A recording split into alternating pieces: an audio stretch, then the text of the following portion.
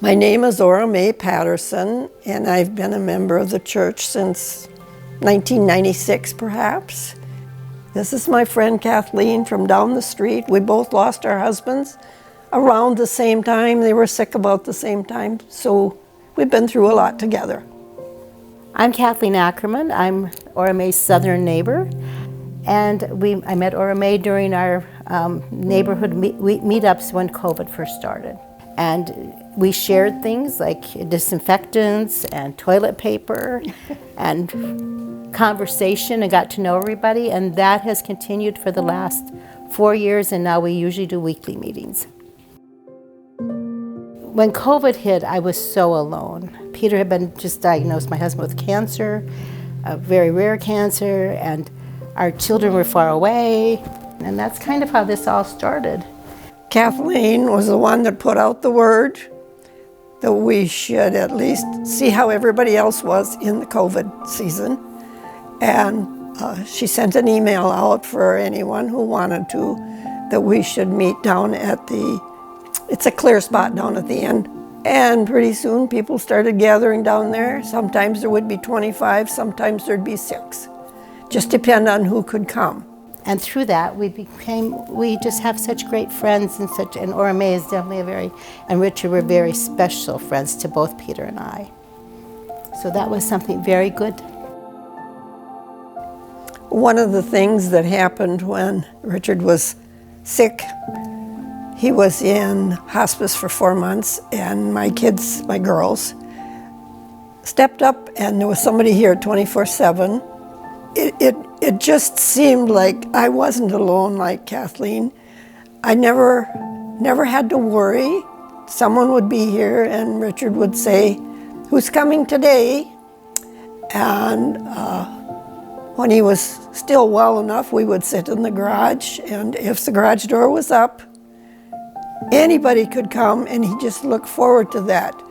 He fell one time, and my daughter and I could not get him up.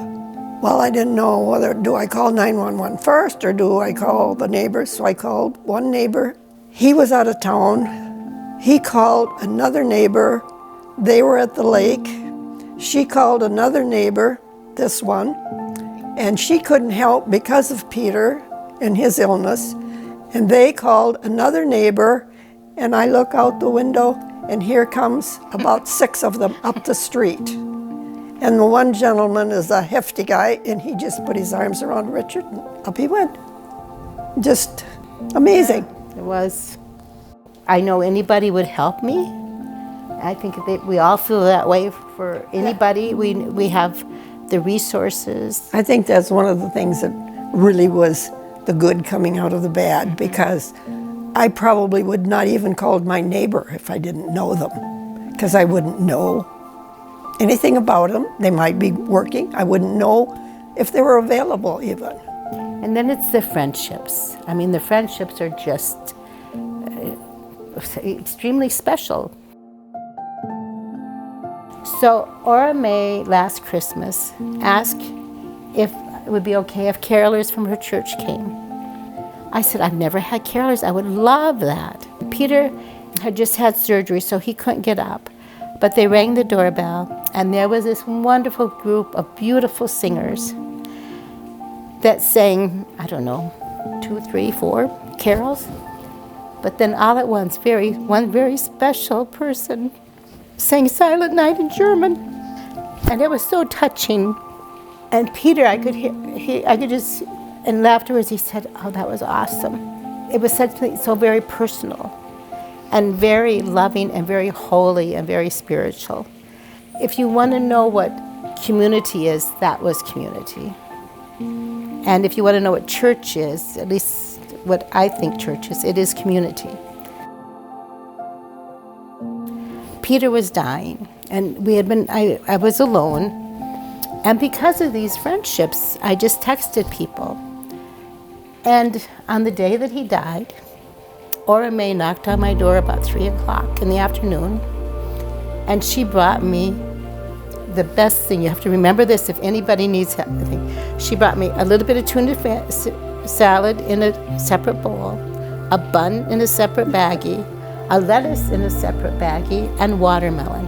And then she came in and she asked if she could see Peter, and I told her yes, because Peter would have always wanted to see Ora Mae. And his breathing was pretty labored by then, but she said she was okay with that. She went into bed, and then she came out and she said, no, I'm going to just sit here a bit. You go in there and stay with Peter. And that was just a gift. And again, that would not have happened even 2 years earlier. It's very easy to start something like this. You just have to reach out and... Somebody has to start it. Yeah. And what's the worst thing that's going to happen? There'll be no change. What's the best thing that can happen? You'll get a tuna fish sandwich someday. Even if you have a lot of family around you, often your families are also busy, and so this is, your neighbor is your neighbor. They're right there. They don't have to come anywhere. It fills the hole. Yeah.